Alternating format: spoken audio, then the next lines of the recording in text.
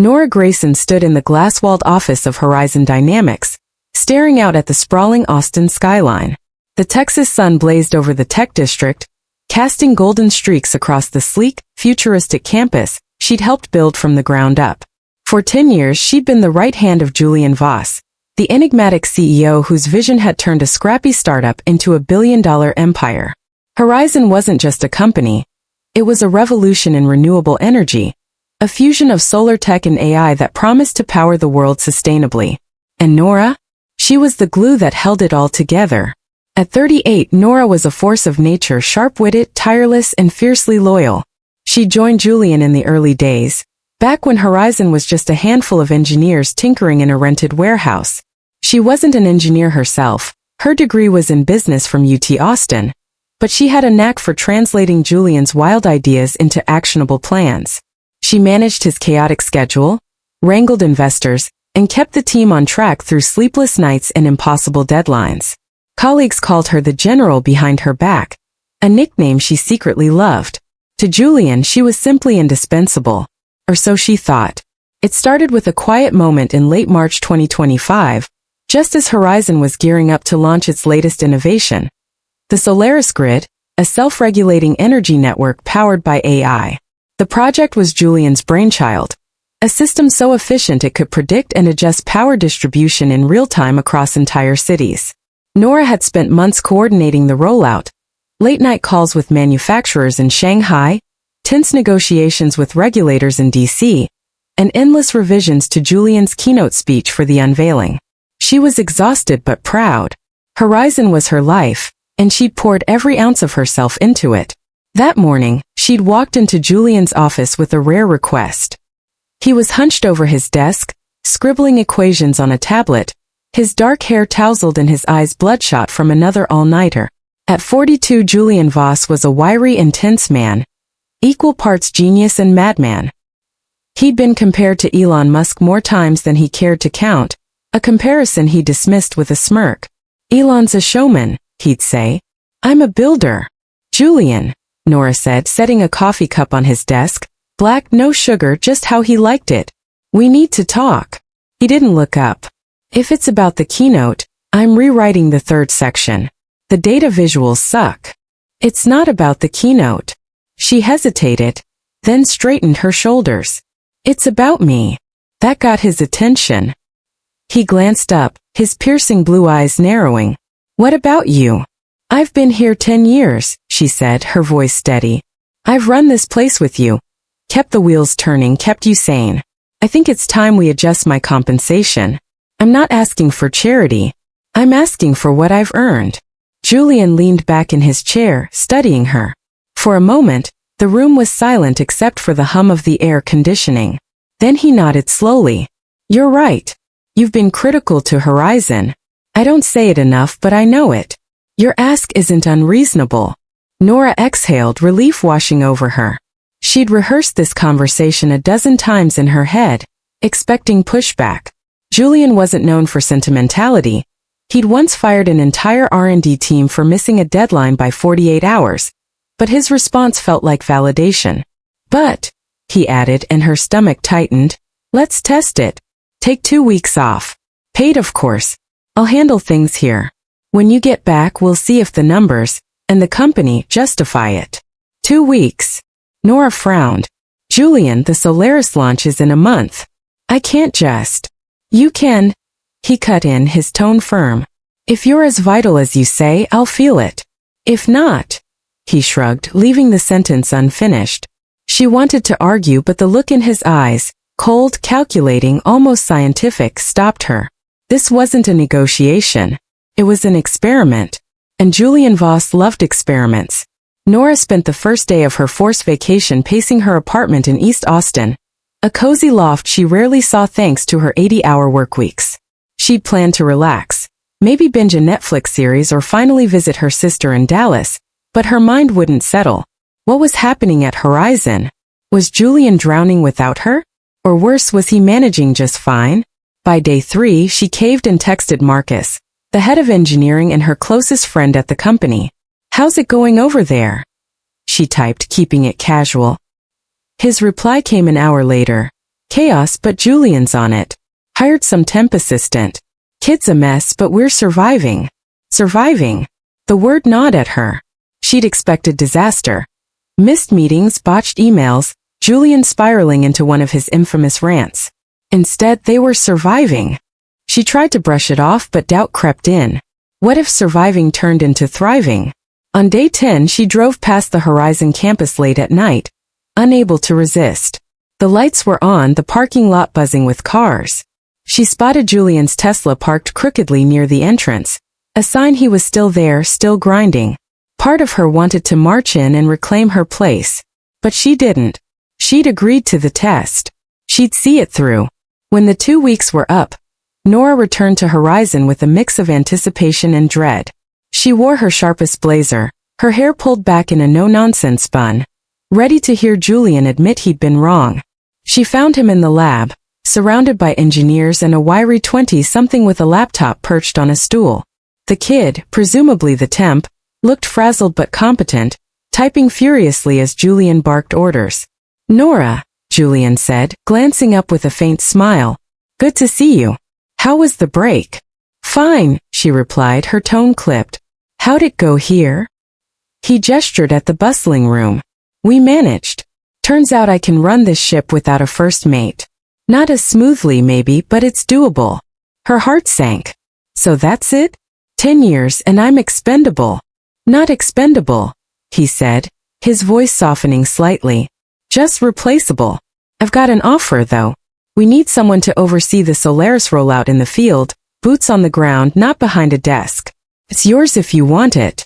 Pays solid, but it's not executive level. Your call." Nora stared at him, the weight of his words settling in. Replaceable. After a decade of loyalty, of sacrifice, she was being demoted to a role she could have taken fresh out of college. Anger flared, then faded into something colder, resignation. "I'll think about it," she said finally, turning to leave. She didn't take the job. 2 days later, she emailed her resignation, packed her apartment, and drove west to Colorado, chasing a vague dream of starting over. Horizon didn't collapse without her. The Solaris grid launched on schedule, earning Julian a Time magazine cover and Horizon a $50 billion valuation. Nora watched it all from afar, a spectator to the empire she'd helped build. Nora's pickup truck rumbled along I-70, the Rockies rising like jagged teeth against the Colorado sky. She traded her Austin loft for a rented cabin outside Boulder, a creaky, pine-scented place with spotty Wi-Fi and a view of snow-capped peaks. It was a far cry from the sleek chaos of Horizon dynamics, and that was the point. She needed distance, not just from Julian Voss, but from the woman she'd become. The general, the workhorse, the one who'd forgotten how to live outside a spreadsheet. The first week was brutal. She'd wake at dawn, her body still wired to Horizon's rhythm, only to realize there was no inbox to check, no crisis to avert. She'd brew coffee, sit on the porch and stare at the mountains, waiting for clarity that never came. Her phone buzzed with texts from old colleagues. Marcus begging her to come back, PR folks asking for advice on the Solaris press tour. But she let them pile up unanswered. She wasn't ready to face that world again. On day 8, she found a local diner called Rusty's, a greasy spoon with chipped mugs and a jukebox that only played Johnny Cash. The owner, a gruff ex-Marine named Hank, took a shine to her after she fixed his ancient coffee machine during a slow afternoon. "You're a problem solver," he'd said, sliding a free slice of pie her way. "What's a gal like you doing hiding out here?" "Burnout," she'd replied half-truthfully. She didn't mention Horizon or Julian. She wasn't ready to unpack that baggage with a stranger, even one with kind eyes and a knack for pecan pie. But the truth was, burnout didn't cover it. It wasn't just exhaustion, it was betrayal. She'd given Julian everything. Her 20s, her 30s, her sleep, her relationships. She'd skipped her sister's wedding to close a deal with a German investor. She'd canceled dates to proofread Julian's white papers. She'd built her identity around being his rock, and he'd tossed her aside like a worn-out tool. Replaceable. The word echoed in her mind, a splinter she couldn't pull out. Meanwhile, back in Austin, Horizon Dynamics hummed along without her. Julian Voss barely noticed her absence, or so it seemed. The temp he'd hired, a wiry kid named Ethan with a computer science degree from UT, had stumbled into the role with a mix of terror and grit. He wasn't Nora. No one could match her polish or her instincts, but he was cheap, eager, and quick with a keyboard. Julian liked that. Efficiency was his god, and Ethan worshipped at the same altar. The Solaris grid launch was a triumph. On April 15, 2025, Julian stood on a stage in downtown Austin. The city's tech elite packed into the auditorium. He wore a black blazer over a faded Horizon t-shirt, his voice crackling with energy as he unveiled the system. "This isn't just power," he said, gesturing to a holographic map of a glowing grid. "It's intelligence. It's the future." The crowd erupted, and the internet lit up with praise. #SolarisGrid trended for 48 hours straight. Behind the scenes, though, cracks were forming. Ethan fumbled a critical email chain with a supplier, delaying a shipment of solar panels by a week. Marcus, the engineering head, caught it just in time, but he grumbled to anyone who'd listen. Nora would have seen that coming a mile away. Julian brushed it off. "We adapt," he said, his mantra for every glitch. But the glitches were piling up. Missed deadlines, miscommunications, a creeping sense that the machine wasn't running as smoothly as it once had. Julian didn't admit it, but he felt Nora's absence in subtle ways. He'd reach for his coffee and find it cold. Ethan didn't know to bring a fresh cup every 2 hours. He'd bark an order and get a blank stare instead of Nora's crisp on it. He told himself it didn't matter. Horizon was bigger than any one person, even her. Yet late at night, alone in his office with a blinking cursor and a mountain of data, he wondered if he'd miscalculated. Back in Colorado, Nora was finding her footing piece by piece. She started helping Hank at the diner, not officially, just odd jobs to keep her hands busy. She fixed the jukebox, reorganized the inventory, even tweaked the menu to add a spicy brisket sandwich that drew a small crowd. Hank offered her a part-time gig, and she surprised herself by saying yes. It wasn't Horizon. It wasn't high stakes, but it was something. One evening, as she wiped down the counter, a news alert pinged on her phone. Horizon Dynamics stock soars after Solaris success. She clicked the link, skimming the article. Julian's face stared back at her, all sharp angles and smug confidence. The piece mentioned her in passing. Nora Grayson, Voss's longtime aide, recently departed the company, and she snorted.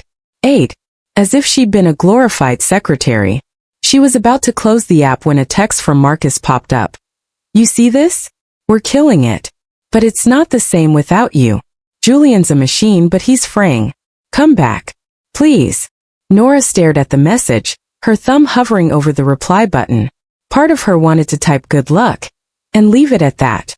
But another part, the part that still bled Horizon blue, itched to know more. Was Julian fraying? Was the empire wobbling? She didn't respond, but the seed was planted. Days turned into weeks, and Nora settled into a rhythm at Rusty's.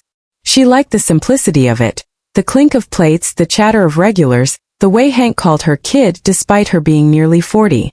She started sketching ideas in a notebook. A solar-powered cooler for the diner, a loyalty app for customers. Her brain, dormant since Austin, was waking up. Then on a crisp May morning, the diner door swung open, and Julian Voss walked in. He looked out of place in his tailored jacket and scuffed sneakers, like a Silicon Valley titan lost in the wild. Hank raised an eyebrow from behind the counter, but Nora froze, a rag dangling from her hand. Julian spotted her and grinned. A rare, genuine smile that made her stomach flip. "Nora Grayson," he said, sliding into a booth. "I've been looking for you." She crossed her arms, forcing her voice steady. "What are you doing here, Julian?" "Business," he said, then paused. "And you?" "Mostly you." She didn't buy it, but she sat across from him anyway, curiosity outweighing her resolve. "Horizon's doing fine without me. Time magazine says so." "Time's full of shit," he replied, leaning forward. "We're winning, sure. But it's messy. Ethan's a disaster half the time, and I'm drowning in details I didn't used to touch. I was wrong, Nora. You're not replaceable. Not entirely." Her pulse quickened, but she kept her face neutral. "You fired me. You don't get to waltz in here and say, 'Oops. I didn't fire you. You quit.'" He ran a hand through his hair, a rare sign of frustration. "Look, I screwed up. I thought I could optimize you out of the equation. I was wrong. Come back. Same role, better pay. Whatever you want. Nora studied him. The man who'd built Horizon from nothing was sitting in a dive diner, asking for her help. It should have felt like victory. Instead, it felt hollow. She'd spent 10 years defining herself through him, and he'd discarded her. Now he wanted her back because the machine was creaking? No, she wasn't a cog anymore. I'm good here, she said finally. I've got my own thing going. Julian blinked, caught off guard. What, slinging hash browns? You're bigger than this, Nora. Maybe, she said, standing. But it's mine. Good luck with Solaris. She walked back to the counter, leaving him in the booth. He lingered for a minute, then left without another word. The jukebox kicked on Ring of Fire, and Nora smiled to herself. For the first time in years she felt free. The weeks after Julian's visit blurred into a quiet routine for Nora. Rusty's became her anchor, a small universe where she could tinker and create without the weight of a billion-dollar empire on her shoulders. She didn't hear from Julian again, and she didn't check Horizon's stock ticker or ScrollX for updates. She was done chasing his shadow. Instead, she poured herself into the diner, turning her restless energy into something tangible. Hank noticed the shift. You're not just fixing coffee machines anymore, he said one afternoon, watching her sketch a blueprint for a solar panel array to power the diner's walk-in fridge. You've got that look, like you're building something. Maybe I am, she replied, tapping her pencil against the paper. The idea had started small, a way to cut Rusty's electric bill, but it was growing. She'd spent nights researching microgrids, digging into Horizon's old patents, public domain thankfully, and sketching a system that could power not just the diner but the whole strip of mom-and-pop shops along Main Street. It wasn't Solaris grid scale, but it was hers. Word spread. A hardware store owner named Carla stopped by, intrigued by Nora's solar cooler. Could you rig something like that for my place? She asked, peering at the prototype humming behind the counter. Nora hesitated. Her setup was a hack job, not a product, but Carla's earnestness won her over. Give me a week, she said.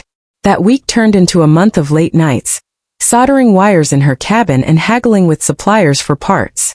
She roped in Hank, who grumbled but hauled panels anyway, and a local kid named Riley, a high school dropout with a knack for coding. Together they built a scrappy little network. 3 shops running on solar, tied together by a basic AI Nora coded on her ancient laptop. It wasn't pretty, but it worked. Carla's bill dropped 30%, and soon the barber next door wanted in. Nora called it SunHub, a nod to her Horizon days but simpler, grounded. She didn't have investors or a glass-walled office, just a notebook full of ideas and a growing list of clients. By July, SunHub was powering half of Main Street, and the Boulder Daily ran a piece. X-Tech exec brings solar to small-town Colorado.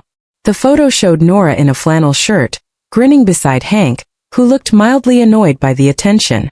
The article caught Marcus's eye back in Austin. He texted her a screenshot. You're a badass. Julian's gonna hate this. She laughed, but the thought lingered. Would he care? She doubted it. Horizon was a juggernaut. Her little project was a speck.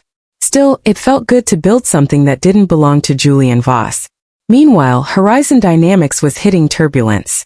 The Solaris grid's success masked a slow bleed of inefficiencies. Ethan, the temp-turned assistant, was drowning.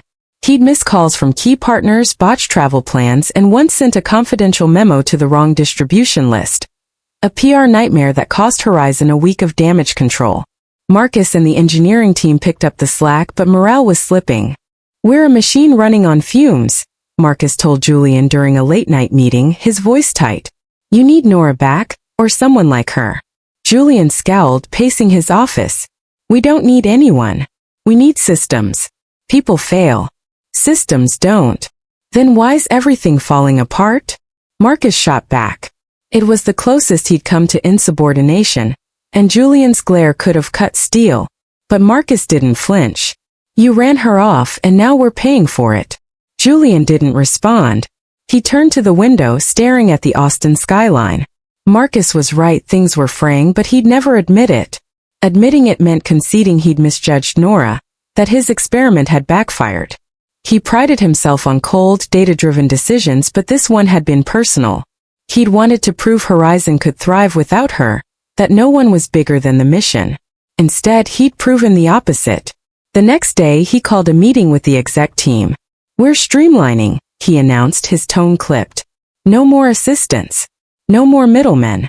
I'm integrating AI into every workflow, scheduling, comms, logistics. We cut the fat, we win." The room went silent. Ethan, perched in the corner, paled. "Does that mean?" "You're out," Julian said, not looking at him. "End of the week." Ethan slunk out, and the team exchanged uneasy glances. Marcus leaned forward. "AI's great, Julian, but it's not a brain.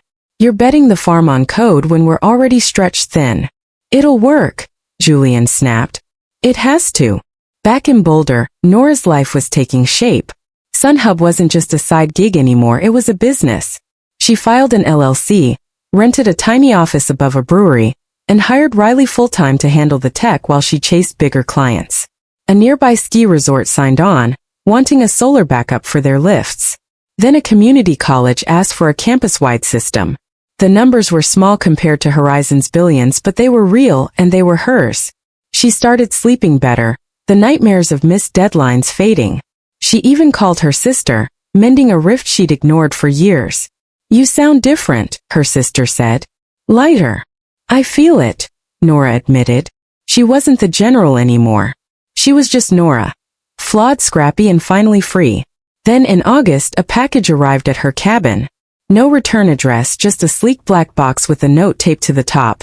"You were right, Jay." Inside was a prototype Horizon solar cell, smaller, sleeker than anything she'd seen in her decade there. A post-it stuck to it read, "Stole your idea. Sorry." Nora laughed, a sharp, incredulous sound. She turned the cell over in her hands, marveling at its design. It was SunHub's concept, micro, efficient, scalable, polished to Horizon standards. Julian had taken her work and run with it. Part of her wanted to be furious, but another part felt a strange pride. She'd left a mark, even if he'd never admit it. She set the cell on her desk and grabbed her notebook. If Julian wanted to play, she'd play harder. SunHub wasn't Horizon, but it didn't have to be. It was hers, and she'd build it her way, slow, steady, human. In Austin, Julian unveiled the new solar cell at a tech conference, calling it the future of decentralized power. The crowd ate it up, but Marcus caught the irony. "Nora's ghost is all over this," he muttered to a colleague. Julian overheard and shot him a look but said nothing. He didn't have to. The cell was a hit, and Horizon's stock climbed again. But the AI overhaul wasn't going as planned. The scheduling bot crashed midweek, double-booking Julian with investors and a senator. The comms AI sent garbled emails, alienating a key client. By September, Horizon was hemorrhaging cash on fixes, and Julian was back to 20-hour days, micromanaging a system he'd sworn would run itself.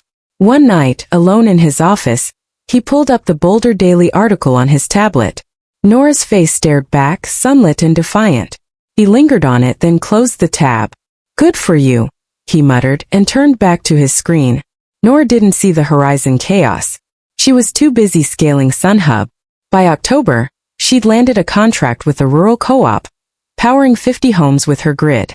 The work was grueling, long drives, muddy sites, endless tweaks, but it felt right. She hired a second coder, a woman named Priya, and moved SunHub into a bigger space with a view of the Flatirons. On a chilly evening, she stood on her cabin porch watching the stars. Her phone buzzed. Marcus again. "Julian's imploding. AI's a bust. You win." She smiled, typing back. "Not about winning. Just living." And for the first time in a decade, she meant it. Winter descended on Boulder like a quiet siege, blanketing the town in snow and turning Main Street into a postcard of twinkling lights. Nora barely noticed the charm. She was too deep in SunHub's expansion. The rural co-op deal had lit a fire under her. 50 homes was just the start. She wanted 500, then 5,000. She spent her days pitching to small towns across Colorado, her nights tweaking SunHub's grid with Riley and Priya. The team was small but fierce, fueled by coffee and a shared stubbornness to prove something, though none of them could quite say what. By December 2025, SunHub was a name people knew. Not in Silicon Valley or Wall Street, but in places like Alamosa and Durango, where ranchers and retirees started asking about that solar lady from the diner. Nora's pitch was simple. Affordable power, no corporate strings. She didn't have Horizon's flash, but she had grit, and it resonated. A grant from a renewable energy nonprofit gave her a $200,000 boost. Enough to hire 2 more hands and buy a used van for site visits. She painted SunHub on the side in bright yellow, a middle finger to the sleek black Teslas of her past. Her cabin became mission control. Maps pinned to the walls, solar cells scattered across the table, a whiteboard covered in scribbled timelines. She traded her blazers for fleece jackets, her heels for boots, but the fire in her was the same. She wasn't just surviving anymore. She was building, and it felt damn good. Then on a frigid morning just before Christmas, the past came knocking again.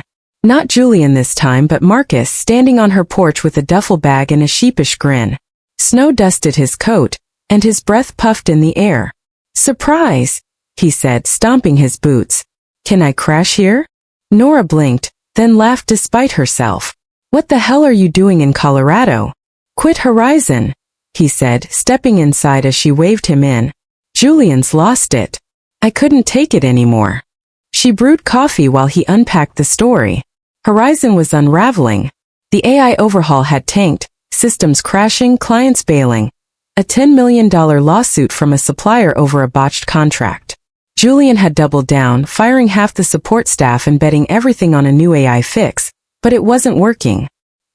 "He's a ghost," Marcus said, cradling his mug. "Barely sleeps, barely talks. The board's whispering about ousting him." Nora leaned against the counter, processing. "And you walked away?" "Had to. 10 years, Nora. I gave him 10 years, same as you. But he's burning it all down, and I'm not going down with the ship." He paused, eyeing her whiteboard. "Looks like you're doing okay, though. SunHub, huh? Kicking ass." "Trying to," she said, a small smile tugging at her lips. "It's not Horizon, but it's mine." Marcus stayed for a week, crashing on her couch and pitching in with SunHub. He was a gearhead at heart, and his engineering brain clicked with Riley's coding wizardry. They tweaked the grid's efficiency by 15% in 3 days, a feat that left Nora grinning like a kid. "You're hired," she joked, but Marcus didn't laugh. "Maybe I'll take you up on that," he said, serious. "I'm done with the corporate grind. This feels real." She didn't push him to decide. He needed time, same as she had. But having him around lit a spark. SunHub wasn't just her dream anymore. It was growing into something bigger, something collective. In Austin, Julian Voss was fighting a war on all fronts. Horizon stock had plummeted 20% since the AI debacle hit the news. X was ablaze with memes. Voss's robot apocalypse. Horizon powered by chaos. And investors were pulling out faster than he could pitch them. The Solaris grid still hummed along, but the company behind it was a house of cards. The board called an emergency meeting in January 2026, and Julian walked in knowing it was a firing squad. He stood at the head of the table, unshaven and hollow-eyed, as the chairman laid it out. "You've lost control, Julian. We're bringing in a new CEO to clean this up.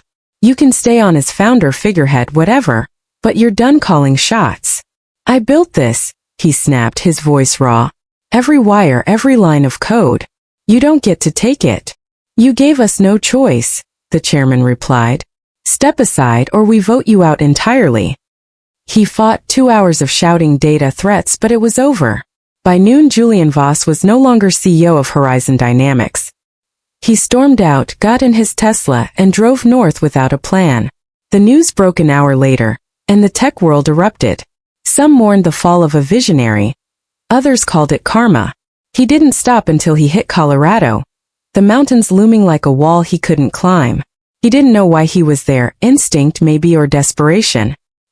He found himself in Boulder, parked outside Rusty's diner, staring at the neon sign through a haze of exhaustion. It was late, the place empty except for Hank wiping down the counter. Julian walked in, ordered a coffee and sat in silence. Hank recognized him, hard not to, with his face plastered across every tech blog, but didn't say a word. He just poured the coffee and left him be. Julian sipped it, the bitterness grounding him. He'd lost everything. Horizon, his throne, his certainty. And for what? Efficiency? Pride. He pulled out his phone, scrolled to Nora's number and typed, "You were right. I'm sorry." He stared at it then deleted it. She didn't need his apology. She'd moved on. Nora heard about Julian's fall from Marcus, who'd seen it on X. "He's done," he said, shaking his head. "Can't say I'm surprised." She nodded but didn't reply. Part of her wanted to feel vindicated. Julian had reaped what he'd sown, but it didn't land that way. She'd spent a decade tied to him, and his collapse didn't erase that. It just made her tired. SunHub kept her busy. By spring 2026, they'd powered 300 homes and a dozen businesses, with a waiting list stretching into New Mexico. Marcus stayed on, officially joining as CTO, and Priya took over ops. They were a team now, lean and scrappy, the opposite of Horizon's bloated machine. Nora started speaking at small renewable energy conferences. Her story, ex-tech exec turned small-town innovator, drawing crowds. She wasn't a rock star like Julian, but she didn't need to be. One day, a package arrived at the SunHub office. Another Horizon solar cell, this one cracked with a note. "Broke it. You fix it. Jay." She rolled her eyes but kept it on her desk as a reminder, not of him but of what she'd left behind. Then in June, Julian showed up again. Not at the diner this time but at SunHub's office, looking like a man who'd aged a decade in a year. His hair was graying, his jacket rumpled. "Heard you're killing it," he said, leaning in the doorway. Nora crossed her arms. "We're doing all right. You. Been better." He stepped inside, glancing at the cluttered space, whiteboards, coffee cups, a humming prototype. "This is good, Nora. Real good." "Thanks," she said, wary. "Why are you here?" He hesitated, then pulled a USB drive from his pocket. "Old Horizon data, microgrid stuff I never used. Thought it might help you scale.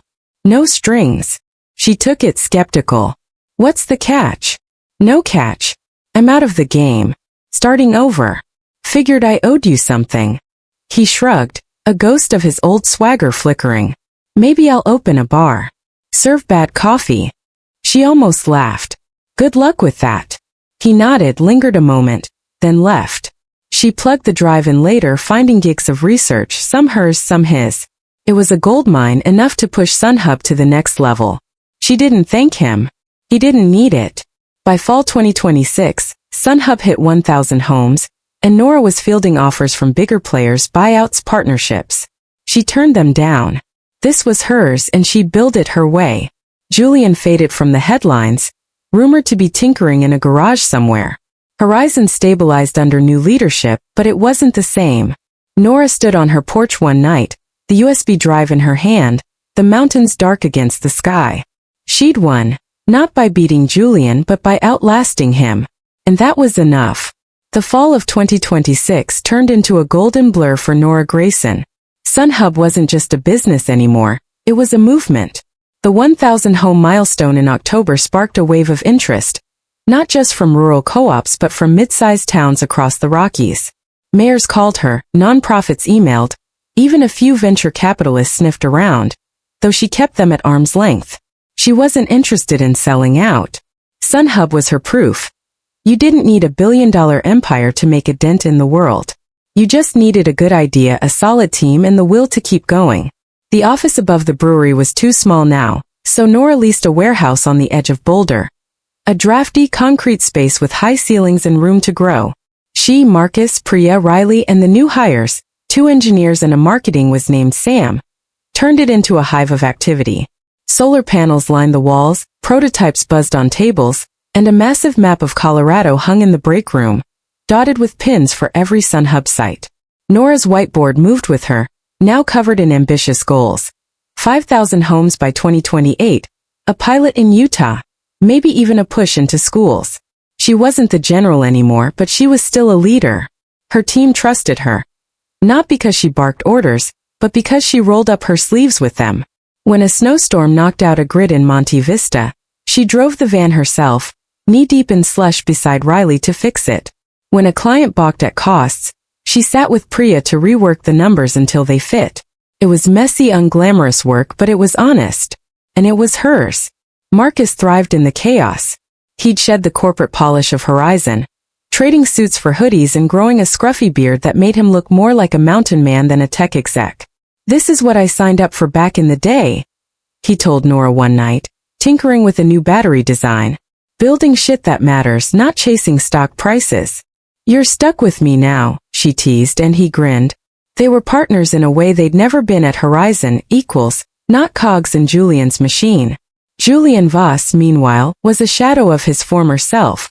The tech world had moved on, its attention shifting to the next big thing, while Horizon limped along under a buttoned-up CEO who favored stability over vision.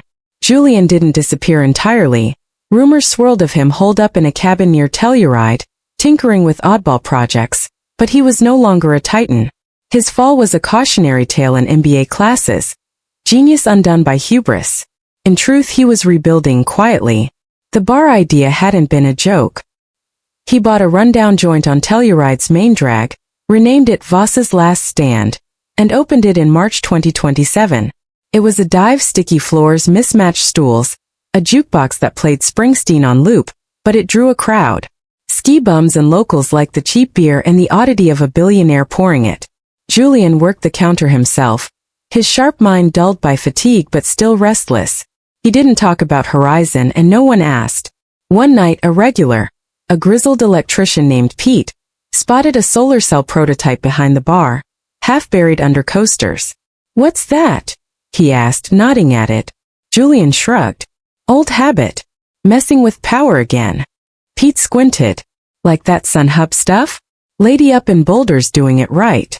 Julian froze, then forced a smile. "Yeah, like that." He didn't say more, but Pete's words stuck.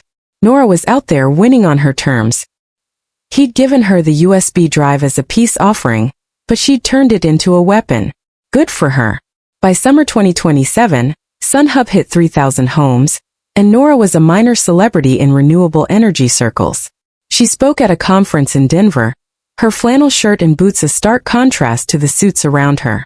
"We're not here to save the planet," she told the crowd, her voice steady. "We're here to power it, one town at a time." The room applauded, and a few execs slipped her their cards afterward. She tossed them in the trash on her way out. The Horizon data from Julian's drive had been a game changer.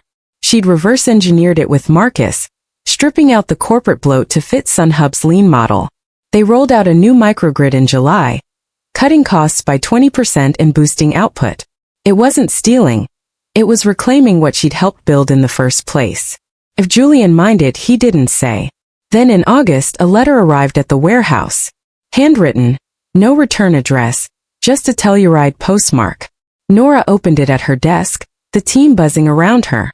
"Nora," it read in Julian's jagged scrawl, "saw your Denver talk on YouTube. You're better at this than I ever was. I'm out of the game for good bars, all I've got left. If you're ever down this way, first beer's on me. No hard feelings. J." She stared at it, the words sinking in. Julian Voss, humbled. It didn't erase the past, but it closed a chapter. She tucked the letter into her drawer, next to the cracked solar cell, and got back to work. The years rolled on. By 2029, SunHub powered 10,000 homes across 5 states, with a staff of 30 and a reputation for reliability. Nora turned 43, her hair streaked with gray, her hands callous from years of fieldwork. She still lived in the cabin, though she'd added a solar array out back, her own little SunHub. Marcus stayed on as CTO, Priya took over expansion, and Riley, now 22, was eyeing a spin-off for Urban Grids. They were a family forged in the grind. One crisp fall day, Nora drove south to Telluride, the van rattling over mountain roads. She hadn't planned it, just woke up with an itch to see Julian's bar. She found Voss's Last Stand tucked between a gear shop and a bakery, its neon sign flickering. Inside, it smelled of pine and stale beer. Julian was behind the counter, thinner than she remembered, pouring a draft for a couple of hikers. He looked up and their eyes met. "Well, damn," he said, a faint grin breaking through. "Nora Grayson." "Julian Voss," she replied, sliding onto a stool. "Still serving bad coffee?" "Worse beer," he said, sliding her a pint. "On the house." They talked for an hour, small stuff at first, then deeper. He told her about the bar, the quiet life, the projects he'd abandoned. She told him about SunHub, the town she'd lit up, the team she'd built. It wasn't reconciliation, just two old warriors swapping scars. "You won," he said finally, leaning on the bar. Not that it was a fight. It wasn't, she agreed. I just stopped playing your game. He nodded and they sat in silence, the jukebox crooning Born to Run. She finished her beer, left a 20 anyway, and walked out into the dusk. The mountains glowed pink, and she felt lighter than she had in years. Back in Boulder, SunHub kept growing. Nora turned down a $50 million buyout in 2030, choosing legacy over cash. She wrote a book, Power from the Ground Up, a practical guide to small-scale renewables that became a sleeper hit. Universities invited her to lecture, but she preferred the field, boots on, hands dirty. Julian stayed in Telluride, his bar a quirky footnote in tech lore. He never rebuilt Horizon, never chased the spotlight again. Some nights he'd pull out a sketchpad and doodle solar designs, but he didn't build them. He'd had his shot. Nora stood on her porch one evening in 2031, 45 and weathered, watching the stars. SunHub had hit 20,000 homes, a quiet revolution she'd sparked from a diner counter. She wasn't rich, not by Horizon standards, but she was free. And that was worth more than any empire. The wind carried a faint hum, the sound of her solar array steady and sure. She smiled, went inside, and locked the door behind her.